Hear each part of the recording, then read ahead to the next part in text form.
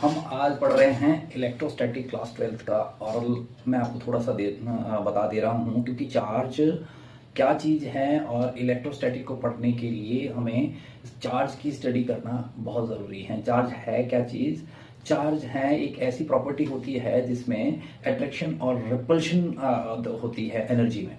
है वो एनर्जी ही। और जब एटम अपना ऑक्टेट पूरा करने के लिए आउटर मोस्ट शेल में 8 इलेक्ट्रॉन उसने पूरे करने हैं, तो वो क्या करता है, इलेक्ट्रॉन को लेने के लिए किसी से जो है वो अपनी एनर्जी को शिफ्ट कर देता है। ठीक है। अब उस शिफ्टिंग में जो जो एनर्जी इवॉल्व होती है उसमें वो प्रॉपर्टी आ जाती है नेगेटिव और पॉजिटिव की।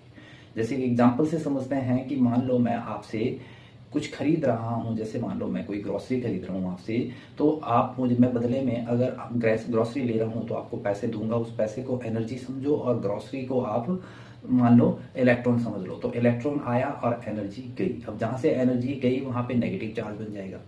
ठीक है। जहाँ से ग्रॉसरी आई वहाँ एनर्जी पहुंची तो प्लस हुई, वहाँ पे पॉजिटिव चार्ज। यानी इलेक्ट्रॉन के ये जो कन्वेंशनल करंट है उसमें भी हम पढ़ेंगे, जो इलेक्ट्रॉन के एवज में एनर्जी शिफ्ट होती है, जहां से वो जा रही है वहां नेगेटिव चार्ज बनाती है और जहां आ रही है वहां पॉजिटिव चार्ज बनाती है। तो इलेक्ट्रोस्टैटिक जो है study of charge at rest है। दो टाइप की होती है study of charge at rest. जब रेस्ट में ही चार्ज है तो उसका इम्पैक्ट क्या बन रहा है, इंटरेक्शन क्या हो रही है दूसरे चार्ज के साथ, रिपेल कर रहा है या अट्रैक्ट कर रहा है। और अगर वो मूवमेंट की बात करें, study of charge at motion, तो उसको हम डायनामिक मोशन बोलते हैं। इलेक्ट्रोस्टैटिक माना study of charge at rest.